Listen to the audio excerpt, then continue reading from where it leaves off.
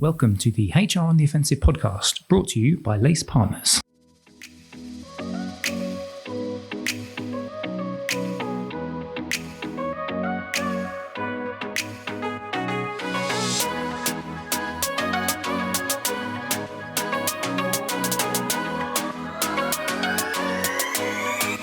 Good morning, good afternoon, and good evening, and welcome to the latest HR on the Offensive podcast. It's me, Chris Howard from LACE Partners, joining you as always, your humble narrator. Although my co-host today, I'm going to get this in here early, my co-host today is our CEO and co-founder. So whilst I present myself as the humble narrator, it's more than likely I'll have very little to say because she'll jump in and have lots and lots and lots of questions. Cathy Acratopulo, how are you doing, co-host? How rude, Chris. Hello. It's nice to be on again. I will try and talk as little as possible then, Chris. No, I don't want you to, because this is one of your specialist subjects. And for that, we wanted to get a very special guest in. And it's somebody that if you are a regular that listens to HR podcasts, then I'm 100% convinced you will have this podcast on your listening list. I certainly do. It's Lucinda Carney, who is the CEO and founder of Actus, but also is the host, owner, runner, originator of a fantastic podcast called HR Uprising. And as I said, I listen to quite a lot of them. Some really interesting ones at the time of recording that she puts out. The type of content that she puts out is really, really interesting. There's a piece which I've got on my listen list for this week, actually, which is around building a high performance culture. I spoke to Lucinda about this a while ago, last 100 days, which I think is an interesting concept because we often talk about the first 100 days of a CPO or of a HR professional or just anybody entering the business. But that was an interesting one too. And there's other lots and lots of podcasts. Lucinda, thank you for joining us on the podcast, and thank you very much for giving us some of your time today. Hi, Chris. Hi, Cathy. Thank you very much for inviting me on. Yeah, it's lovely to have you on. Now, today's podcast, we're talking, I'm going to go a little bit, I want you to educate me a little bit because we're going to talk about org development. And we titled it originally when we talked about this, org development versus org design, but there's lots of other acronyms that are out there, particularly in the HR space for a simple marketing soldier like myself. We've talked just before going live, talking about organization effectiveness as well and how that links as well. So what we want to do today is maybe a little bit of demystifying and just talking about what is organizational development? How does it help businesses? Have we got any examples that we can talk about? But before we do that, I will not let this podcast continue until I've got my fundamentally different question. Today's fundamentally different question is an article that I saw in Sky News, which is that Airbus have built and designed a beluga whale-shaped aeroplane.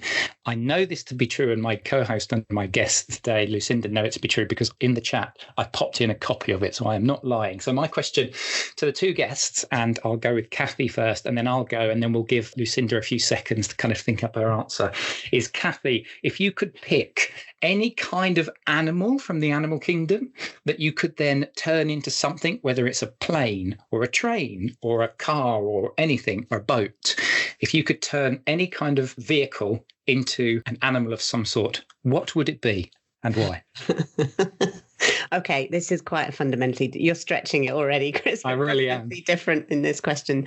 Okay, fine. So I'm going to slightly bend the rules and not give you an animal, but I'm definitely going to go for a car. So I have a little VW Up, which gets me all around where I live and very, very neatly into parking spaces because it's tiny, right? And it's my joy that I drive around in it and like a little bumper car. But anyway, the animal that I would like it to look like is actually a creature, if you like, in that we jokingly refer to it in my family as the Hulk because it's so tiny. So I would quite like my VW Up, which is white, to look like the Incredible Hulk. So I'd like it to be bright green and have a big sort of mouth with grimacing teeth painted on the front, and the back of it to look like it's wearing ripped jeans or something, so that he's just burst out in all his anger. So that's my little combo of a creature, shall we say, or a superhero with my little car. I'll be honest with you, I feel like I'm going to talk to the people at LACE to see if we can crowdfund that, because that would be hilarious. That would be utterly hilarious. Before, Lucinda, so we've given you a minute or two to think of yours. Mine, nice and simple, mosquito-shaped aeroplane. But as we talked about just in the podcast green room, I think I've probably cheated because that's technically an X-Wing from Star Wars. So I will park that for now because it's much more interesting to get your answer, Lucinda. What are you going for?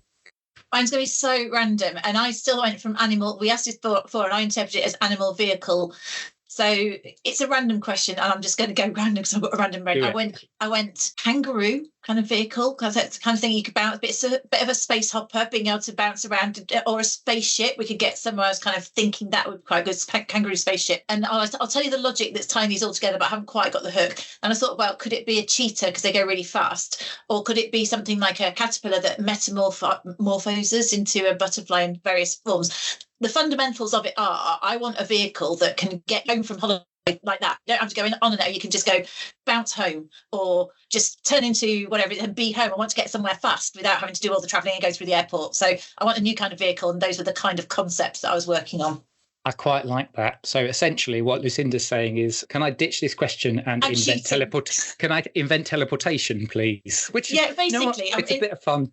It's going back to the why, I suppose. What do I actually want? I don't want to start with something we've got already and change it in something. I want to think, what's my problem? My problem is getting home from somewhere. And that is quite a link to our episode, because it's about organisational development, understanding the problem first, as opposed to starting with something and changing into it. So that's my tenuous link. Lovely. And what I'm going to do is I'm going to get Cathy maybe just to get some thoughts from you, and then we'll ask Lucinda the first sort of question, which is around what is organisational development. But before we do that, Lucinda, actually, one of the things I haven't done is just for those few people that maybe haven't listened to your podcast, can you give our listeners a little bit of your background, maybe of Actus, HR Uprising, and then I'm going to let Cathy ask the first question, because I accused her of asking too many questions before, so I'm going to shut up after that. Sure, I'll give you a potted history. So my background is 25 years in learning and organisational development in senior levels, ultimately in blue chip organisations.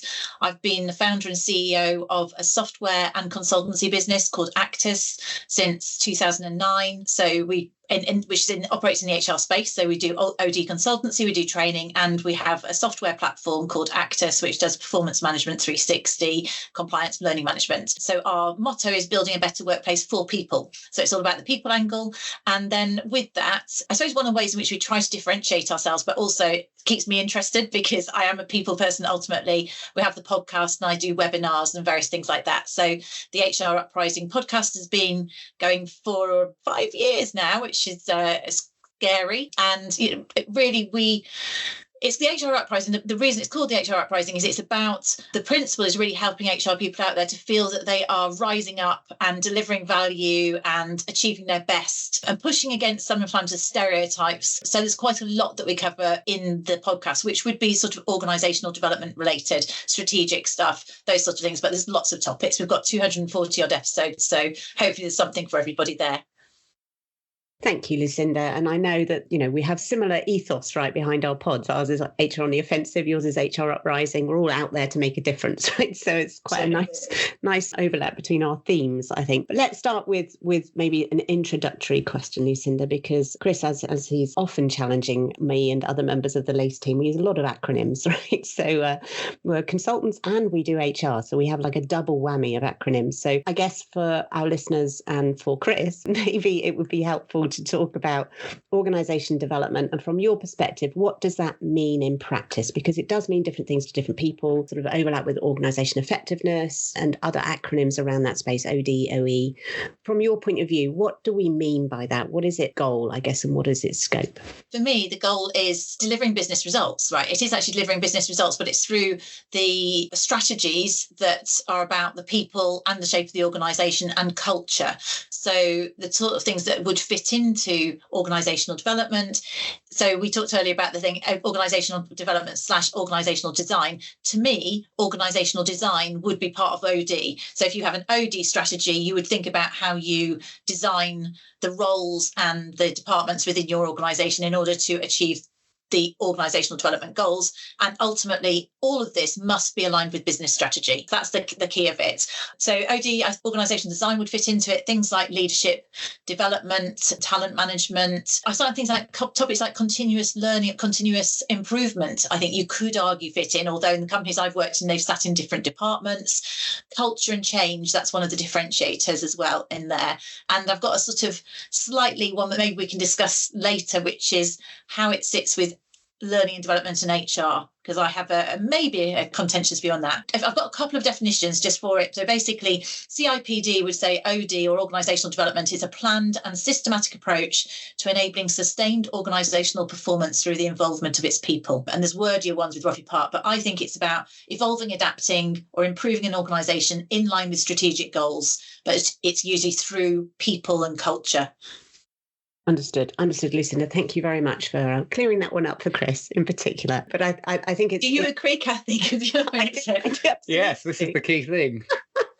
I completely agree. I think, the challenge from it, to me, it's what's the exam question, right? So what is it that we're trying to help a business do? And ultimately that comes back to, in essence, you're trying to move a business forward, right? In terms of take it somewhere it wants to be, in terms of its business outcomes through its people. Right. So what is it that you need to achieve through people that will drive those business outcomes and achieve that business strategy? So I think that's certainly how I sort of conceptually think about it. And to your point, Lucinda, I think therefore covers a whole wide range of different interventions or functional areas or specialisms or initiatives that would sit under that, depending on the context of what you're trying to achieve. Right. So back to that exam question at the start, what is it we need to do differently and how do we make that happen through our people? And sometimes in LACE, we talk about that from a workforce transformation angle, right? Ultimately you're trying to transform the business, move the business forward through its workforce or its people. So I think that your description completely sums it up from my point of view. I guess to bring it to life, Lucinda, maybe it would be helpful if, and obviously, I don't want to go into areas that are sensitive to particular businesses, but are there any scenarios you can describe that you've been involved in or examples of work that you've done or that you're aware of where you could paint that picture, I guess, of what the exam question was and what happened to enable that to be achieved? But a couple of examples spring to mind. What I am conscious of is they are reasonably complex, so I'll try and simplify them because basically you're talking about something which... That's what I think OD is. It's about trying to encompass things. And with that in mind, I'm going to name drop an OD model, an organisational development model, which I think is really useful. There's one called Burke-Litwin, which you can look up. And actually, I'll give you links. We've got a download image of it if anything like that's useful for people. I remember I went on an OD training course with a guru at Roffey Park, actually, and came across this model. And I thought it was really useful. But what's useful about that is a model like that. In fact, maybe I can explain the example I'm thinking of that goes with it. It looked at sort of the external environment, and then you need to look internally. So you look at what's going on in your external environment, look at what's going on in your internal environment and how you're matching up with that, and then looking at what you need to do in terms of the people. And that might be leadership development, it might be people's skills, it might include recruitment. So a simple version of something that I'd say was an OD strategy was that I worked with a business that was in a highly competitive marketplace. A new competitor came into that marketplace and was effectively stealing their talent and also stealing their customers. So they realised that they really needed to reshape the skills of the people within that business and retain people. So they almost needed a dual strategy, a sort of engagement strategy so that people wanted to stay with the business. And there's things you think there. So we need to engage and retain people. So that's our internal challenge or goal. And we also need to upskill people. And that could be through internal development or recruitment. So then you can spin down from both of those. So on the engagement, how do you engage people? Well, fundamentally, engagement is about good people management and leadership. So putting things like performance management processes in place, training managers and leaders, embedding ongoing conversations so that people feel wanted and valued. And on the having the right skills side of things, what skills do we need? So do we train people to be more C-suite able or train them in new products? And do we need to recruit some people? So again, sort of a dual strategy, recruiting people with certain skills and developing our own talent. And then you want to measure all of those and see whether it works. So for me, that is an example simplified where you've got an external problem. You identify what we think the sort of strategic goals are or OD type goals are to help us solve that problem. And then you'll have a number of initiatives or strategies that should all roll up to help impact that. One then question then, so for this simpleton as an example then, would recession, for example, be another example about how organisations would then need to look at all of those factors because that could fundamentally shift in the way in which we're doing things? Well, any external, I mean, let's actually think about another model. You might look at the 7S's McKinsey type model, where you look at things like that, or PESL, any of these sort of strategic models. So, or political environment, so changes in government and strategies, any of those can have an impact. I mean, the recession one, you've got to kind of, well, how does that impact our business? So does that mean people are going to buy fewer of our goods and services? So we've got to increase our net promoter score. So that's our business problem. How do we do that from an OD point of view? Net promoter score, well, that's probably going to be, again, about how engaging people are. It's going to be about upskilling. It's about, so some of the surveying stuff would step a bit out of OD for me. It's about, we've got this problem, how do we impact this bit through our people in order to do that? And again, it depends on your business as to what recession means to you and what you need to do. Yeah, understood, Lucinda. And I think it's interesting you mentioned the old PESL framework there, right? The 7S, isn't it? I was literally today prepping for a workshop that I'm in tomorrow with a client, and it's sort of people strategy related, and gets us onto our conversation around the role of the CPO or the HR leadership, right, or HR function in organisation development. So bear with me on this one, and then we'll come back to that question. I guess for me, what you just described and the scenario you just talked through are the sort of conversations that I know CPO HR leadership teams have when they're looking at their people strategy for the business. So ultimately, contextually, externally, what is going on that impacts our business? You know, for example, Labour's New Deal for working people, right? When that comes in, what impact will that have, and how does that change maybe how we need to manage our people or the deal that we represent ourselves as presenting to our new employees? For example, legal changes, regulatory changes, political changes, environmental, technological changes, all that stuff, right, that sits in the external factors that could change or impact us as a business, that means that we actually maybe have a problem to solve or an opportunity to grasp, right, in terms of going forward. Plus, you've got the business context itself. So what is going on within the business and the business goals you're trying to achieve in that external context. So all of those drivers, if you like, or environment that you're working within, enable the sort of CPO and the HR leadership team to say, okay, how do we enable the business to navigate that and achieve its business outcomes in that context? So if these are the big challenge questions, if these are the key value drivers that we've got going forward, if this is what we're trying to solve for as a business in the next 3 to 5 years, what is our role as HR leaders in this business to enable that to happen through people? And that is a big OD question, right? It's trying to break that down then from a people strategy point of view into a set of outcomes, areas of focus, and then initiatives, which then are managed through right to completion. From my point of view, there is a real alignment with what commercially focused HR teams are trying to enable their businesses to do. But I'd be keen to get your perspective on the role HR plays in enabling organisational development functionally, i.e. what they own, what they drive, versus what actually needs to sit wholly within the business as sort of the direction of that change and where it needs to be led from. Yeah, I suppose I'll come in here with my slight contentious angle then, because I kind of feel, that OD, organisational development, usually sits underneath HR or even underneath L&D, or it's learning and OD is where I see it more often. And I feel it almost should be flipped. OD should be at the top, because then naturally, we mentioned initiatives. So this is strategic, it's driving the business, it should be really close to the business. And then there are key HR initiatives, so recruitment strategy or talent management strategy or learning and development strategies, which should be supporting and be the pillars of that OD. So that's kind of where I've always felt that almost there's something missing that should overarch, and it may well be the chief people officer, but OD sits there, and then those are the pillars and initiatives sit underneath it. And maybe there are things where you often have things like business improvement, which is a dotted line or something, because it's Six Sigma or something, a little bit less people, it's more process, but it would still kind of be on the edge of OD. So that's my take on where I think it is. I think OD, it should go OD and then HR and LD and all those specialisms underneath it personally. Yeah, I completely agree. I think for me it is, we talk about the 4 hats of the CPO, right, in LACE, and one of them is a transformation enabler. At the same time as being a service expert, at the same time as being an experience architect, at the same time as being a compliance champion. But that transformation enabler piece is a core role of senior HR leadership, of enabling the business to change over time, right, through people. And therefore, for me, it absolutely sits at that level and is, something that is enabled by HR leadership with the business leadership together. But to your point then comes essentially how you effect that is to say, what capabilities do I need within my HR function to deliver on that enablement, right? So what is it that I need my learning function to be able to design and deliver for the business because of that strategic direction? What is it I need from my recruitment function to actually drive that change over time?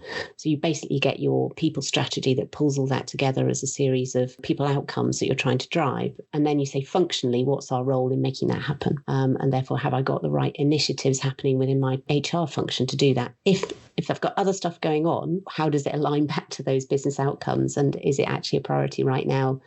And is it something that we just have to do because it's hygiene stuff? Or is it actually something maybe we should just redivert effort because it's not achieving that outcome?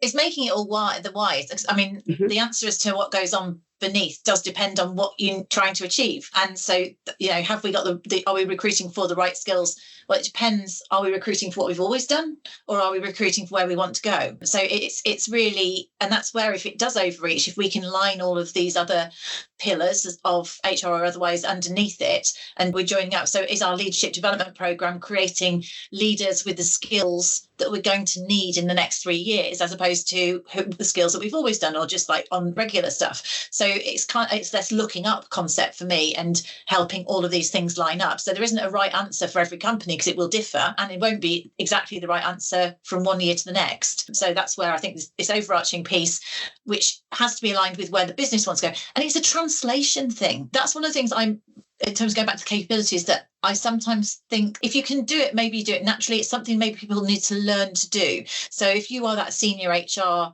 person, you need to make those connections with the business strategy and with the people deliverables. So you're kind of the buffer in between, and you need to translate that to the exec, the people with the purse strings. This is why you've got to spend money on these skills or this development. And this is the impact. This is where we then need to go back to sort of evidence-based or having clear outcomes of what we're expecting from this leadership development program. That's why we need to invest in this, because we're trying to achieve this business strategy. So they see the joined up link, and we have to look for getting evidence of that, which isn't always straightforward. And there's usually a lag, but that's the piece that I think is key. And that's where, again, often in these surveys, they say, do HR, are they strategic enough? Well, for me, being strategic is helping the business understand that we are being strategic. They need to see the link between these things that we're doing. It's not just soft, fluffy training or recruiting just because you've got a vacancy. It's about working out what it is that the business needs in the next 6 to 18 to 36 months and thinking about what skills we need and being proactive about bringing them in. And so when you sort of expand that, so one of the challenges we often get when we're talking to HR leaders or HR teams is from a capability level point of view, what is it that we're missing, right? What is it that we really need to build to enable us to be, to your reference, more strategic, more focused on what the business is driving for? And if we think about the role of the HR business partner, for example, that one of the challenges that often either from the business or from the business partners themselves is too focused on the day-to-day and not focused enough on strategic. So from your point of view, have you got any sort of guidance for our listeners around the types of capabilities that it's important to build personally, I guess, to enable you to operate in that sort of space? I'll just go from the cuff. I'm not sure whether this is just my opinion. One of them is to be able to say no, I think, and to push back and to disagree politely. So one of the things for HR business partners are often really overworked. They work really, really hard, and because they've got so much quantity of information, they end up doing lots of doing. So they're not going to take a step. And we all know when we're in the weeds, it's really hard to be strategic. So you need to learn to be able to manage time or create enough space in our heads for the quadrant 2 covey type things. Think what's really important, not just doing what our stakeholders say they want. It's pushing back and saying, okay, so you say you want that, but actually remember our strategy is this, and that doesn't connect with the strategy. And if I do this for you, I'm not going to be able to do this, which you said is really important. So there's something about keeping out of the weeds and being able to push back and remind our stakeholders, to which everything is urgent, that actually that's not in line with the strategy. And that at the senior level, doing that on a higher level, really, but getting commitment. And I think at the higher level, what you want to do, if you're not the HRBP, if you're dating, is getting the people who go, okay, you've said you bought into this, so you've sold the strategy. We're not going to suddenly knee-jerk and change our minds, are we? Will you give us 18 months? So preempting the fact that the next shiny new thing or the biggest problem will come along and they suddenly pull the budget or whatever it is. So almost kind of contracting with. You said you'd sponsor this. So this is what good sponsorship looks like. And don't walk up and undermine it by saying X, Y, Z, as you have a habit of doing, that sort of thing. This is what being on side with is. So I think being a little bit assertive, courageous, and very clear about why it's important. And if you've sold your strategy, making sure that reminding them that they bought into that strategy and making them commit to continuing to back it. And then that needs to cascade down so that when your HRBP pushes back and said, look, that's not the strategy, they are not going to get overruled. So that's what I think I'd say is kind of being a bit courageous, reiterating that sort of thing, and reinforcing your message and preempting things that have happened. We all know cultures of organisations. We know these things happen. So preempting them. We've only got a few more minutes left, so I've got one question, and it's if there's anything that Cathy wants to pick up, because I'm very conscious of time on our time-bound podcast. But you talked about, I wonder if also there's an element of, particularly at the senior level, this idea of the CPO, the CHROs, you've got to be a good politician as well. You talked about the translator part on it. And I wanted to get your general views around, let's talk macro outside. So we're not talking about individuals, but HR as a wider profession. How good do you think at that senior level? And maybe this question can be put to you as well, Cathy, because you speak to a lot of CPOs, CHROs, whether they're working with us or not. How good is HR at being that translator, at being that politician, do you think? And the reason why I'm asking that question is particularly around the communication side. We had a really, really interesting podcast with former CPO of Bureau Veritas, Catherine Dolan, and she was talking about how the work that she had to put in to effectively embed the people part of the whole business strategy and make it one of their 3 key pillars. So there was a lot of stuff that she talked around the importance of speaking the language of the C-suite, of her fellow C-suite colleagues. So let me stop and pause this, what's turning into a monologue, to actually ask the question, which is, how good is HR at being that translator or being that politician or speaking that C-suite language, do you think? Is that me or Cathy? Sorry. Lucinda. I said I'll get you both to answer it, and then I've not led you in with the first person. We're going to keep this one in as well. I'm not going to tell our podcast editor to remove it. But Lucinda, crack on. I'll go really briefly because I think Cathy's probably a better judge than me what other people do. But what I picked, I wasn't sure about the word politics, but what I think we need to be is great at stakeholder management. That's what I'm saying here is in terms of, and maybe that is a bit about playing the politics, but authentic and good at stakeholder management, and assertive and confident is believe in ourselves. That's what I think we need to do. And maybe everybody needs to develop that because there's loads of imposter complex out there. Over to you, Cathy. Yeah, thanks, Lucinda. I think from my point of view, certainly the CPOs that I speak to are all absolutely aligned with the need to drive change within the business, right? And are looking to do that in all that they do. So I think the intent and the aspiration and the goal is there. I think the challenge that gets in the way sometimes is the urgent, the sort of here and now, to your point, Lucinda, of it's easy to have a whole to-do list that distracts from the primary areas of focus that actually drive longer term business change. So I think that's a challenge that you face in a CPO role with those juggling of those hats that I referenced earlier. It's really hard to get a balance going if ultimately you're accountable for a function that maybe is that month, let's say there was a major issue on payroll where you couldn't pay people on time, trying to solve for that at the same time as driving long-term skills development to solve a business need around a new product that's coming in 2 years. Those are 2 very different challenges, right? And actually being able to juggle those different components of the role is a massive challenge.